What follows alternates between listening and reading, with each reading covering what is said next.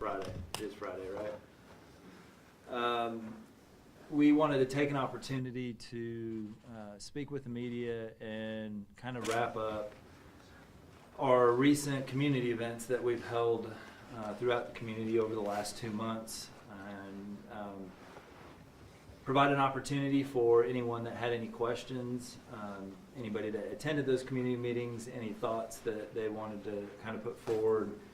And for myself and Assistant Chief MJ Harris, who is here on my left, to talk about what we learned from those community meetings and some next steps going forward. So I will just kick it off and talk a little bit about the community meetings. So the first 2 weeks of January, we saw a spike of violence in Greensboro, and we had 6 homicides in that time period, which was a little unusual for us. And so there was a lot of concern in the community, as well as from the police department, when we see that kind of level of violence occur in that short period of time, and it not being normal here in Greensboro. So we took it upon ourselves to go out and engage the community, to share with them what we were doing to address violence in the community, but also hear from concerns of what they had regarding us as a police department and what we could hopefully do collaboratively to address violence in our community.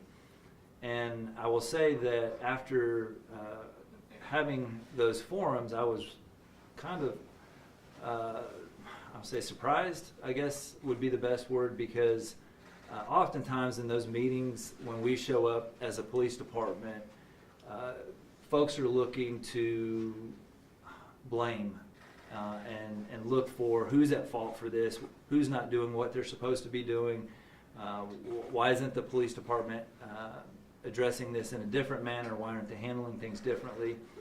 And I honestly didn't really get any of that from any of the meetings that we attended.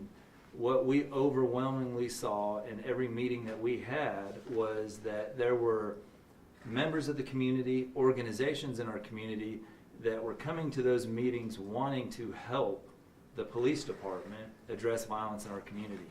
So it was a very different tone than I expected, and it really was, after we got through those meetings, it was really kind of exciting for me, because I felt as a community we were in a very different place. There weren't members showing up asking who wasn't doing their job, why wasn't something being done differently or better. It was, hey, this is a problem that we need to solve together, the community and the police department. And the community showed up to ask, what can we do? How can we do it? What should we be doing differently? How can we support the police department? And that was, again, it was really kind of exciting and hopeful for me, because I think that sets the stage for what comes next in our community. So I don't want to assume that I know why you're all here or if you have any questions, so I'll turn it over to the group. What are some of the strategies that you have arrived at that may be front and center after meeting with folks? Have you learned of any particular weak spots or strengths that you want to enhance and enforce? Yeah, so what I think I saw from the community was an overwhelmingly show of support of community-based organizations, different agencies, and just community members as a whole that wanted to help. And what we have realized is that we don't really have a very good structure or mechanism in place that helps those communities come together with us. At one point, somebody had asked in the community meeting, hey, where can I go find all of these resources that everybody's talking about? And we're like, we don't know. We don't have a master list of these resources. We're not sure who's out doing the work, who can be called upon to help, where are the gaps, how do we fill in those gaps? And so that's part of our strategy going forward. And myself and Chief Harris yesterday got back from Omaha, Nebraska, of all places, and they have a strategy out there they refer to as Omaha 360.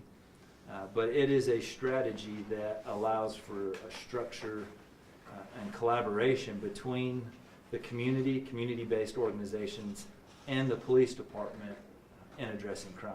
And I'll let Chief Harris speak to his experience out there.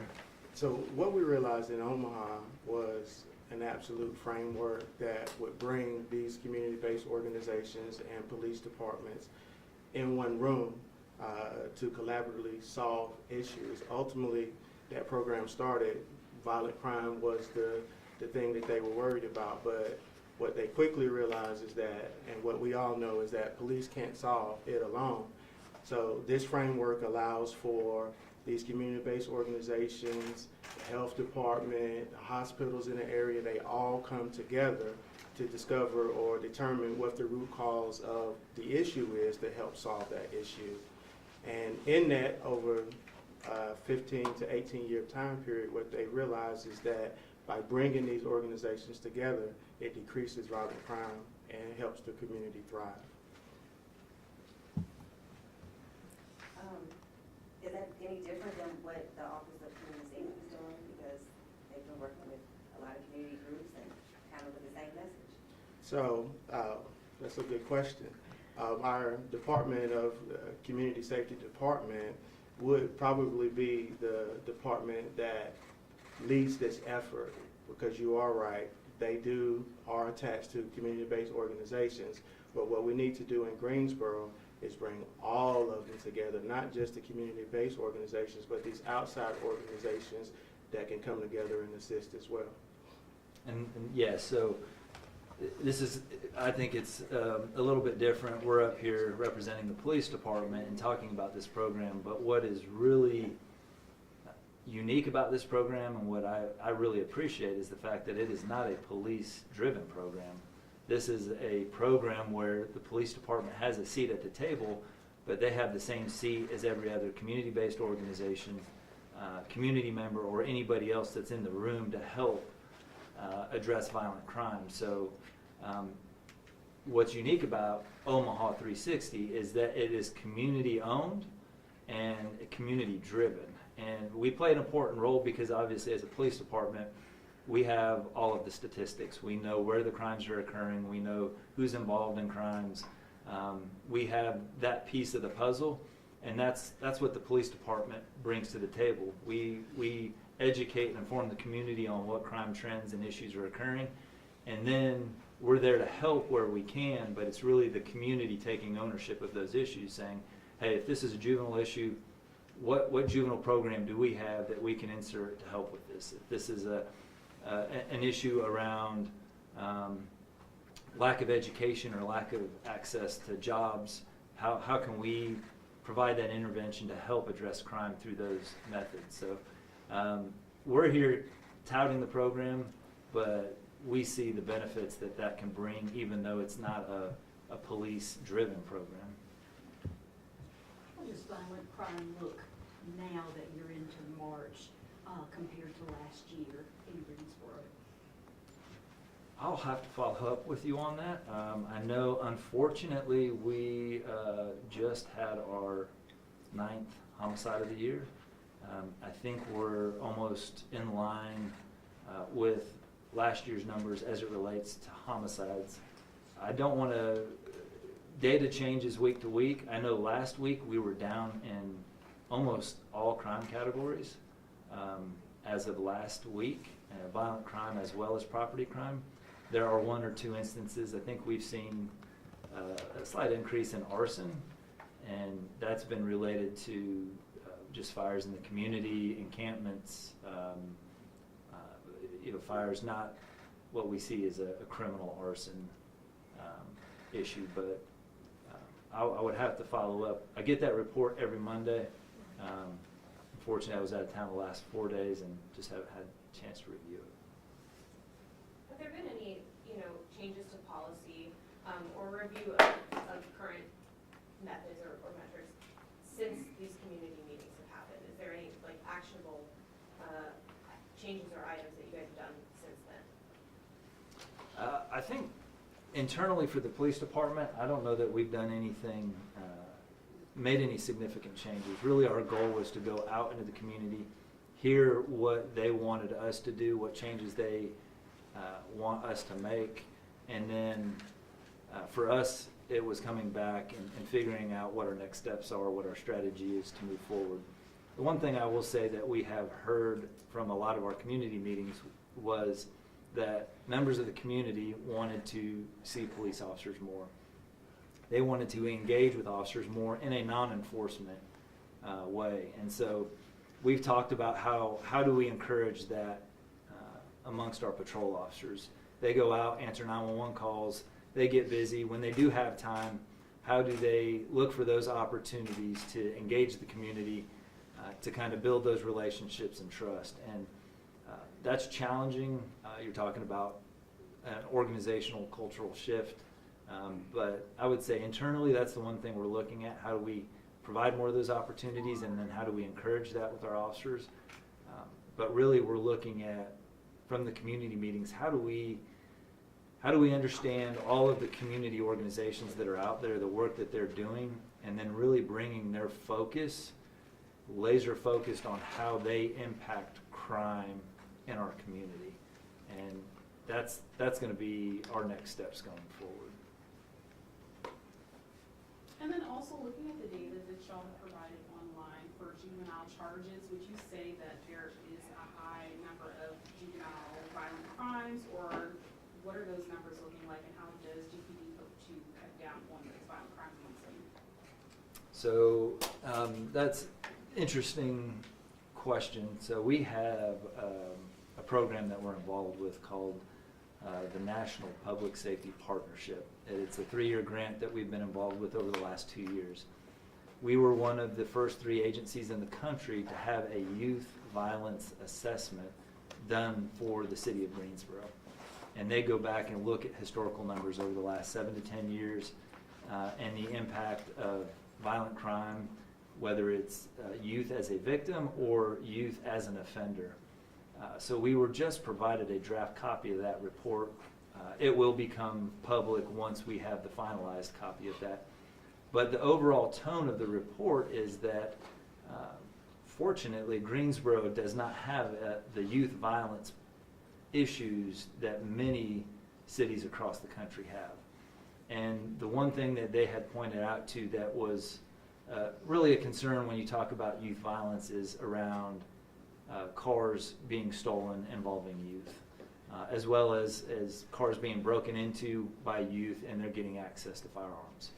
But the telling thing about the report actually said that the bulk of our violent crime occurs between the ages of 18 and 25. We've had a lot of discussions around that, and it's not that, you're probably not turning 18 and then just deciding that you're 18, so I'm going to go commit a violent crime and be involved in that kind of activity. That's happening when you're 14, 15, 16, 17. We're just really seeing the effects of it when they hit those later years. So right now we're evaluating to see what can we do to catch those individuals at 14, 15, 16, 17 in hopes that we'll see that impact between that 18 and 25 year gap. So, we track those statistics and really try to be data driven in everything we do. I hate to say that I'm glad we don't have a youth violence issue in Greensboro when I say that comparatively to other cities across North Carolina and the country. But that is what the data is telling us. So we'll take that as a small win here in Greensboro, but really figure out how we can try to really impact that age group of 18 to 25-year-olds that we're seeing the majority of our violent crime occur. You mentioned that the community has said that they want to see more police officers. I know that you have quite a few occupational vacancies. Kind of talk to us about how important it is to fill those vacancies so people can see more officers in their neighborhood. Yeah, no, it's critical, and Chief Harris is over our patrol bureau, which is that bureau that the officers are a part of, that typically the community will see or want to see or has that interaction with. And so we're authorized 651 officers. We're getting ready to start Police Academy, I think the first week of April. and we'll only at that point maybe be a handful of officers short. Potentially, we could, depending on how many we sit in the academy, be almost full at that point. There's a lot of context that needs to come with that. Just because we sit in an academy and we're full, those officers won't be out out of the field on their own for 10 months. They're going to spend 7 months in the academy, 3 months in field training, and over that period of time, we're going to lose officers through retirement, through resignation, through getting out of that line of work. So, but we've not been this close to full that I know of in the last 10 years. And so I think that's an extremely positive step. What I need to plan for and what I'm going to council for and city leadership is to plan for our growth into the future. We probably need to be around 700, 720 officers as an organization. There was a staffing study done in 2021, and at that point I think they recommended 700 officers. Obviously we've grown in the last 3 or 4 years, so really for us the challenge is getting full strength and then maintaining it with the growth we know that's going to occur in Greensboro with all of the economic development and folks moving into the community. I think Chief Harris can probably speak to the challenges the officers face now and just trying to engage the community. Yeah, I mean, on a day-to-day basis, your routine patrol officer, you think we're called a call, but each call mandates that you do this report or make this arrest, which takes time. The reporting has changed over the years with state law changes for certain crimes, more reporting, so that's more time off the street. So in the Patrol Bureau, what we are doing is we're trying to readjust. We're looking at our processes and our policies and our procedures and the reporting to see how we can make some changes. So maybe we could free up officers a little sooner so they can make that community connection. If we can decrease the time on a call, and we have more time to engage the community. I think there was an example that we had posted, and it may have been on our social media, where one of our recent snows, we had 2 officers who came across an individual who was out jogging in the snow and exercising. And the officers took a few seconds, they jumped out, they did some push-ups on the curb with the guy in the snow. And those are the connections that we want our officers to have some opportunity to make. That only took a couple minutes, but those are the interactions that the community is asking more from us as a police department. And that's what we want to provide more, because that helps us build trust and relationship in the police department and fills that kind of gap that the community has from wanting more interactions with us. Is there a particular area in Greensboro where you're seeing more of the violent crime happening? To be honest with you, I would have to map. I think we're kind of all over the place now when we talk about violent crime, but we do have this geographic area in Greensboro we refer to as the Crescent, and many people familiar with Greensboro know that southeast, I guess, starts south, southeast, and kind of arcs up as a crescent. And historically, and when I say historically, when you look at 5, 10, 15 years, that is where we see the majority of violent crime and crime that occurs. And kind of bringing that back to this program that we learned about in Omaha, crime is one aspect of that, but they also look at other factors that impact crime: poverty, access to education. One of the most successful programs that they talked about in Omaha was a jobs program. They saw violent crime spike in the summer because everybody's out of school, kids didn't have really anything to do, and so they started a jobs program and saw how that impacted crime in those areas over those certain months. And so there is historical areas in Greensboro that have had issues with crime, as well as some other issues as well. But we are unfortunately seeing violence occur outside of those areas as well. And have you been in partnership or working with other departments in North Carolina to see if we're in line with their numbers or what they're doing as far as their programs and things like that? Yeah, absolutely. So one thing we we are always trying to keep our finger on the pulse of what's happening anywhere. And so we have great relationships. I meet every other month with the Winston-Salem and High Point Police Chief, because we know, the city limits doesn't keep folks from committing crimes in those areas, and folks in High Point will come here. We're in Winston, and so we really try to stay connected in our region so that we understand what's happening. And then leadership, the Charlotte chief, the Raleigh chief, the Durham chief, just to stay connected and understand what they're doing, best practices. Our partnership, the public safety partnership that we're a part of, actually afforded us the opportunity to learn about Omaha's program. And that's what really drew our interest to Omaha. Was they came, they presented.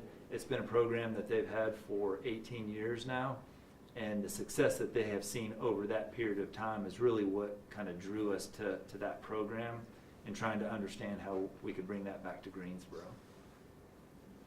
Can you talk a little bit about the importance of also having the city, backing you all up and making sure that if you do bring some of those programs here and implement them, that they're able to back you up, financially, but also when it comes to just making policy or just being able to say, we trust in the police department. Now, and it's funny. So we got back from Omaha yesterday afternoon, and then hadn't really had a lot of opportunity to brief the other assistant chiefs or anybody in the police department. But Assistant City Manager Andrea Harrell, who's here today in support of us, came in, and we've already started bending her ear about how this program can be utilized with other city departments supporting it, and how it can really be effective in a lot of things that we're already doing. And saw the eyebrows raise in interest in her support of this. So I absolutely think for it to be successful, it's going to be critical to have the support not only from city leadership, but other city departments who will have a role in that as well. I want to talk specifically about the pedestrian deaths. I know that there is a council member who is very passionate about it, and she's reached out to us multiple times. There are 4 this year so far, same number last year. What can we do as a community, and what can we do as a police department to help with those? I know we have a lot of darker places lighting-wise across the city. What can we do to help those numbers? Yeah, that's a really tough challenge, because we don't have traffic enforcement for pedestrians. If there's a speeding complaint in a neighborhood or on a street, we can send our traffic team out there, send officers out there. You turn the lights on, you write some tickets, you can affect the behavior of the motoring public. It's very different with pedestrians, and what we have seen with our pedestrian deaths is oftentimes the lighting isn't sufficient, but they're also crossing in areas that you don't typically see individuals that should be crossing, whether that's on I-40, Highway 29, Wendover Avenue, where their speeds are higher, and then you throw a lighting issue into it, and then crossing in an area that they shouldn't be crossing at.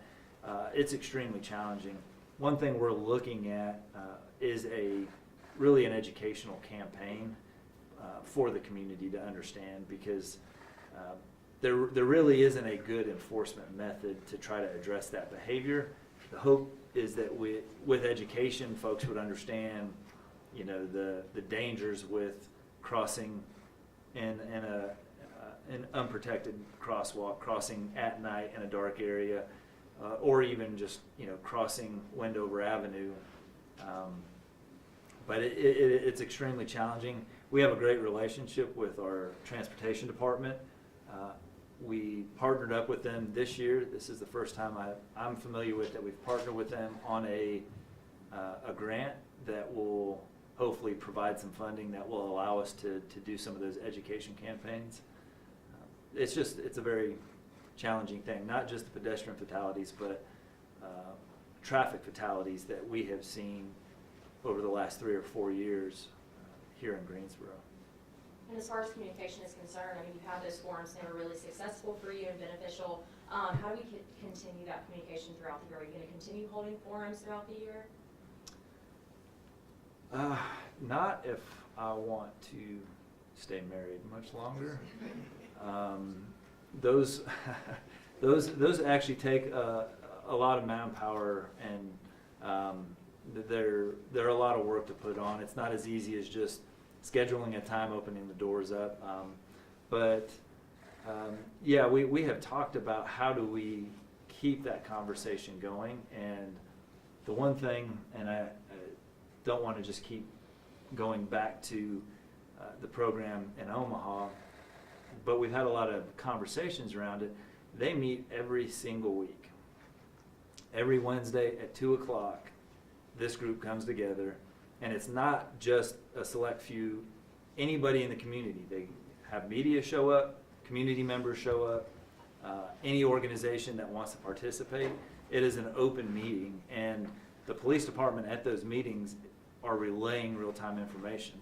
So while we were out there and got to observe a meeting, they talked about a homicide that they had, they talked about a robbery that they had, provided information and facts around that, and it started a conversation between the group on what they were going to do to address that. And so I think as we go forward, we need to find a way that we can have that dialogue more often. Every week seems like it's a lot and seems like it's taxing, but there it's effective, and I think it can be effective here too.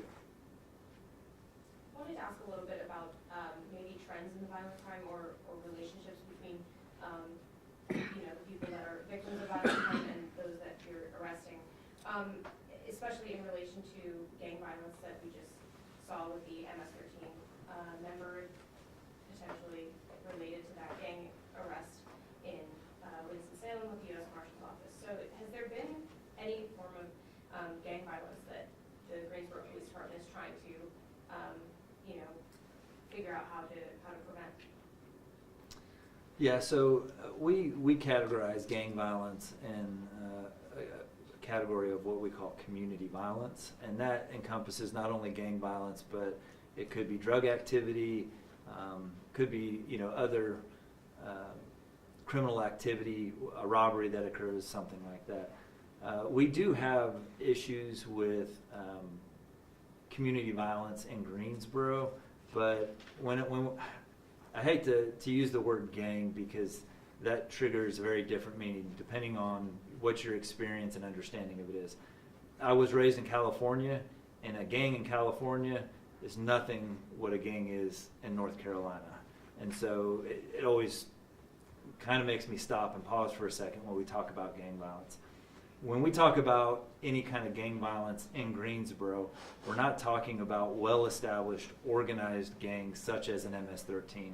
We're talking about neighborhood gangs or groups of individuals that they live in the same apartment complex, they attend the same school, they live on the same block, that affiliate themselves together, and then they commit criminal activity which classifies them in that kind of gang category.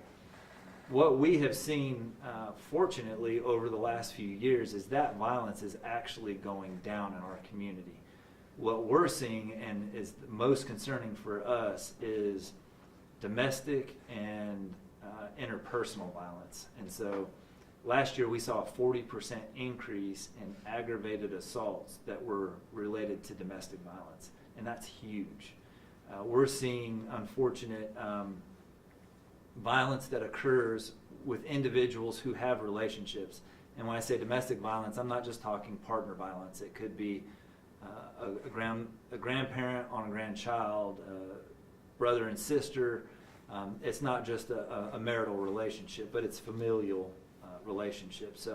But what we're seeing is violence occurring, and overwhelmingly, the majority of time, the individuals know each other. There is a relationship there.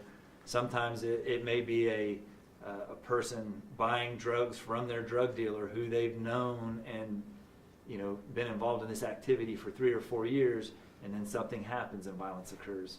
One of our, I'll say 3 or 4 of our homicides this year, we know there is a relationship between the individuals involved, and that's very challenging because policing relationships is not something that there's a model for that's effective. We don't police behind closed doors. We don't, typically get involved in those relationships until a crime occurs or something happens. And so that makes it extremely challenging for us. We, end of last year, because the previous 2 years we saw a rise in domestic violence homicides, we did a top to bottom review of our departmental policy, process, and procedures on how we respond to those calls. And we found some opportunities where we can improve as an organization. We met with the Family Justice Center, got feedback from them on how we can be better. And so we're getting ready to make some of those changes and roll out some training to our entire organization, and hopefully create some opportunities for intervention in those instances before it reaches that violent level. Also wanted to ask if missing persons cases was a topic of discussion at these community engagements due to the several that GPE has dealt with, and the most recent one that we're hearing of is the Anchor Shelter. No, we had one community meeting where one individual asked about a specific case as it related to a missing person, but that was just one person at one meeting around one case. It wasn't a trend across the community meetings.